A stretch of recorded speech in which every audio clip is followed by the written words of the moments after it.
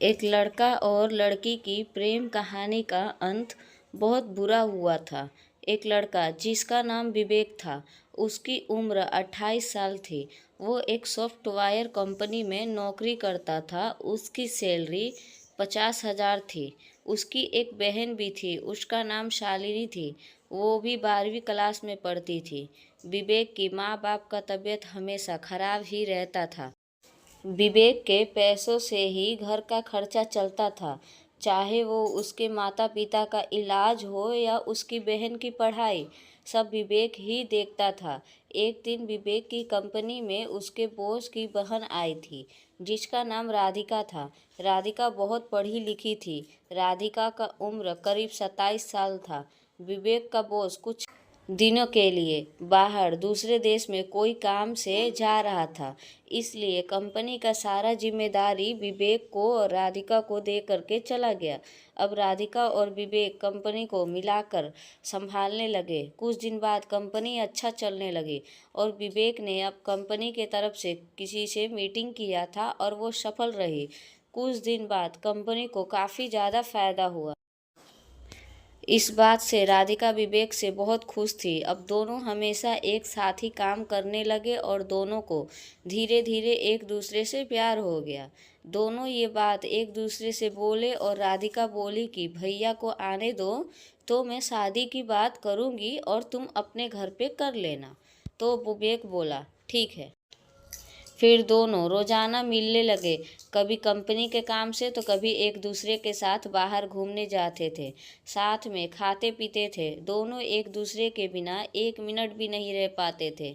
जब दोनों घर जाते थे तब फोन से सारा टाइम बातें करते थे।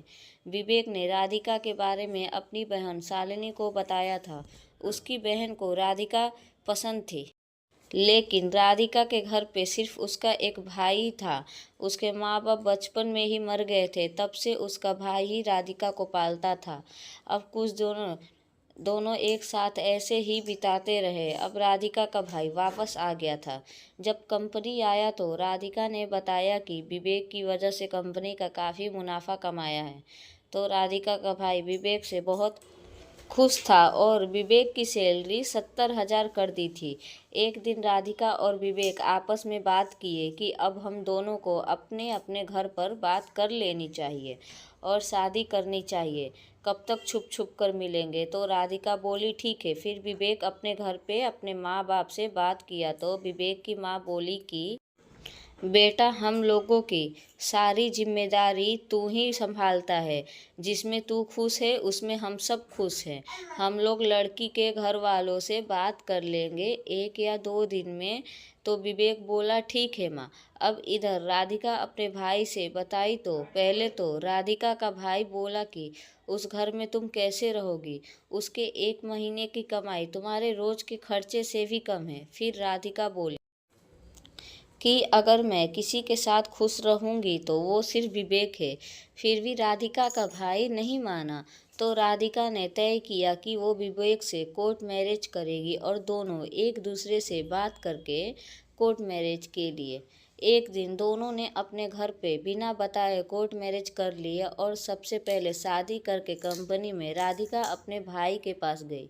उसका भाई जब देखा कि दोनों ने शादी कर लिया तो गुस्सा होकर के बोला कि तुम लोग यहाँ से तुरंत चले जाओ। आज से तुम दोनों से मेरा कोई रिश्ता नहीं है। और विवेक को बोला कि आज से तुम मेरे कंपनी में मत आना। देखता हूँ तू कहाँ से काम करके इसका गुजारा करता है, कौन तुझे काम देता है। और राधिका को बोला कि तू इससे शादी करके बहुत पछताएगी। फिर दोनों वहाँ से चले गए। विवेक राधिका को अपने घर ले करके गया तो उसकी माँ बोली कि बेटा, कम से कम हमें तो बता देता। विवेक बोला कि माँ, हालात ही कुछ ऐसी थी जो हमें एक दूसरे से शादी करना बहुत ज़रूरी था। उसकी माँ बोली ठीक है, अंदर चलो। और राधिका की आरती की और घर में लेकर के आई और बोली कि ठीक है, जाओ तुम दोनों रूम में जा करके आराम करो। और काम से कम शादी तो किसी ने देखा नहीं, लेकिन कल सबको खाने पर बुला के लेते हैं और बहू का मुंह दिखाई का रस्म भी कर लेंगे। तो विवेक बोला ठीक है माँ। आपको जैसा ठीक लगे। फिर दोनों आराम करने चले गए। अब दूसरे दिन बहुत सारे लोग आए और खाना खाए। राधिका का मुंह दिखाई भी हुआ। शाम तक सब खत्म हो गया। दोनों अपने कमरे में आराम करने चले गए।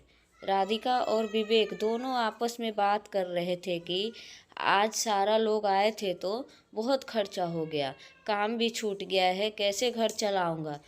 तो राधिका बोली कि आप चिंता मत कीजिए, मेरे पास 5 या 6 लाख रुपए है, जिससे कुछ दिन तक आराम से चलेगा। फिर आप कहीं न कहीं काम देख लीजिएगा। अब दूसरे दिन सुबह विवेक नाश्ता करके काम देखने के लिए दूसरे कंपनी में गया और वहाँ पे इंटरव्यू दिया तो विवेक को कंपनी में काम मिल गया। विवेक बहुत खुश हुआ। कंपनी वालों ने विवेक का नंबर लिए और बोले कि आपको शाम को फ़ोन करके बता देंगे कि कब से कंपनी ज्वाइन करना है। विवेक बोला ठीक है, और खुश होते हुए विवेक घर ही आ रहा था कि एक कार जोर से आ करके विवेक को टक्कर मार करके चला गया। विवेक वहीं पे बेहोश हो गया। वो कार वाला कोई और नहीं बल्कि राधिका का भाई ने किसी आदमी को भेजा था उसको मारने के लिए। विवेक रोड पर बेहोश पड़ा हुआ था। तब से एक आदमी देखा तो दौड़ करके गया और विवेक का कुछ प्रूफ उसके जेब में से निकाल कर फ़ोन किया तो शालिनी उठाई, बोली कि कौन। तो वो आदमी बोला कि एक आदमी का एक्सीडेंट हुआ है जिसके जेब से कुछ प्रूफ मिला है, उसमें उसका नंबर था, मैं कॉल किया हूँ। तो शालिनी बोली ठीक है, आप कहाँ से हैं, मुझे पता बताइए, मैं आती हूँ। तो उस आदमी ने शालिनी को पता बताया। जब शालिनी गई देखी तो उसका भाई बेहोश पड़ा हुआ था, सिर से खून चू रहे थे। शालिनी उस आदमी के मदद ले करके अपने भाई को हॉस्पिटल ले गई और वहाँ पे भर्ती कराई। फिर घर पे सबको फ़ोन करके बताई तो सब रोने लगे और जल्दी जल्दी हॉस्पिटल आए। फिर डॉक्टर ने बताया कि विवेक का पैर टूट गया है और उसको सिर में बहुत ज़्यादा दिमाग में चोट लग गया है, उसका ऑपरेशन करना पड़ेगा। उसके लिए कम से कम 10 लाख का खर्चा आएगा।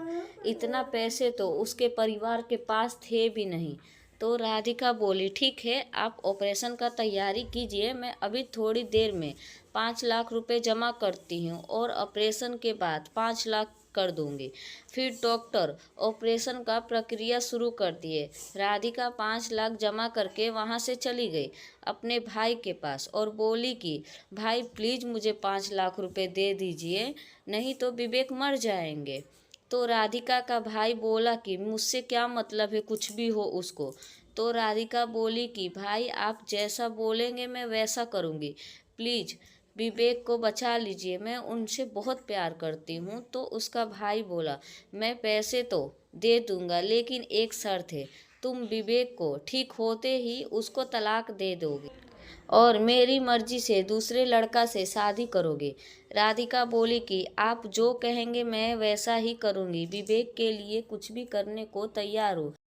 तब उसका भाई 5 लाख रुपए दिया और गाड़ी से हॉस्पिटल छुड़वाया। राधिका जल्दी जल्दी 4 लाख रुपए काउंटर पे जमा की और 1 लाख रुपए शालिनी को बोली कि ये अपने पास रखो, जब ज़रूरत होगी तो खर्च करना। शालिनी बोली भाभी आप रखिए ना। तो राधिका बोली तू रख अपने पास। और विवेक का ऑपरेशन हुआ है, 24 घंटे के बाद विवेक को होश आया तो सब उसे मिले और पूछा कि मेरा इलाज के लिए पैसा कहाँ से आया। तो विवेक की माँ बोली कि तेरा सारा खर्चा राधिका ही की है। तो विवेक समझ गया कि राधिका के पास इतना पैसा नहीं था, ज़रूर विवेक से ली है। फिर विवेक कुछ नहीं बोला और कुछ दिन तक हॉस्पिटल में ही रहना पड़ा। विवेक राधिका दिन रात उसका ख्याल रखती थी, कभी कभी अकेले में भी रोती भी थी कि जिस दिन विवेक ठीक हुआ उस दिन उसे छोड़ करके जाना पड़ेगा। ऐसे ही दिन कटने लगे। अब विवेक का डिस्चार्ज हो गया। विवेक घर चला गया। जब घर आया तो सब खुश थे। कुछ दिन तक राधिका अपने भाई से पैसे ले करके अपने सास ससुर का इलाज और घर का खर्चा सब वही चलाती थी। ऐसे ही करके अब 1 महीना बीत गए थे तो विवेक काफ़ी ठीक हो गया था। इधर राधिका का भाई डाइवोर्स पेपर लेकर के राधिका के पास आया और बोला कि सिग्नेचर करो। तो राधिका अपने भाई से प्रॉमिस की थी कि विवेक के ठीक होने के बाद वो तलाक दे देगी। इसलिए राधिका रोते हुए तलाक के कागज पर साइन कर दी। अब उसका भाई ये पेपर विवेक के पास ले करके गया और बोला कि साइन करो। तो विवेक बोला कि मैं साइन नहीं करूँगा, मैं राधिका के बिना नहीं रह सकता। तब राधिका मजबूरन नाटक की और बोली कि अगर आप साइन नहीं किए तो मैं आप पर और आपके परिवार पर दहेज लेने का केस करूँगी। तब इतना सुनते ही विवेक के घर वाले चौंक गए और बोले कि बहू क्या बोल रही हो, हम लोग तुम्हें कब परेशान किए हैं। तो राधिका बोली कि मुझे आलीशान ज़िंदगी जीने की आदत है, इसलिए मैं तलाक चाहती हूँ। तो विवेक गुस्से में तलाक के पेपर पर साइन कर दिया और राधिका अंदर ही अंदर टूट गई। इधर विवेक भी अंदर ही अंदर रो रहा था कि राधिका उसको धोखा कैसे दे सकती है। अब राधिका अपना सारा सामान पैक करने लगी और जाने लगी। जाते जाते राधिका अपने उस घर की सारी यादें याद कर रही थी और रोते हुए वहाँ से चली गई। अब विवेक भी रो रहा था, लेकिन उस पर गुस्सा भी था क्योंकि राधिका जानबूझकर झूठी बातें बोली है दहेज वाला। इसलिए फिर राधिका अपने भाई के साथ चली गई। इधर विवेक को और उसका सारा परिवार को घर खाली खाली लग रहा था।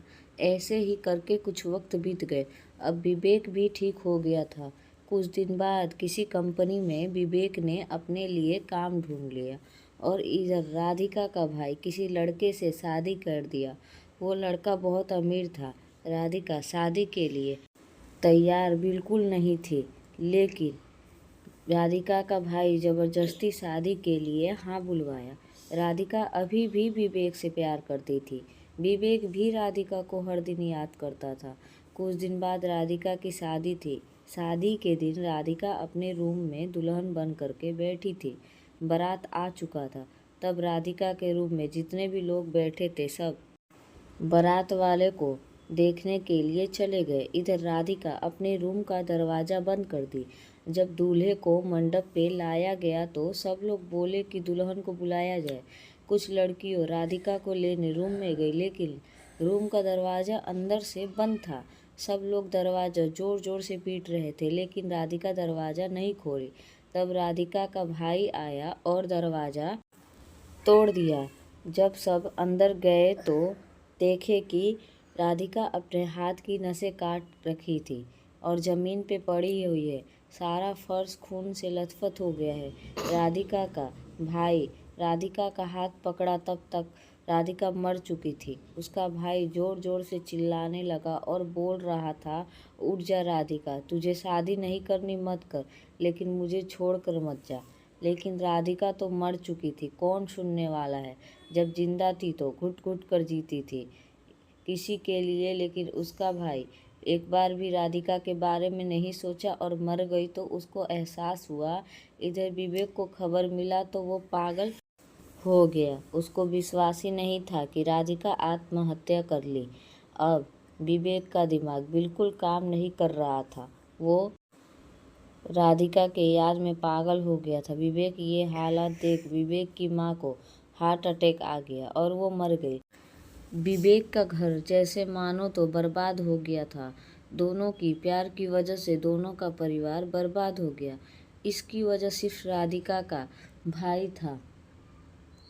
कभी कभी अपने अहम के चक्कर में अपनों की खुशी नहीं छीननी चाहिए।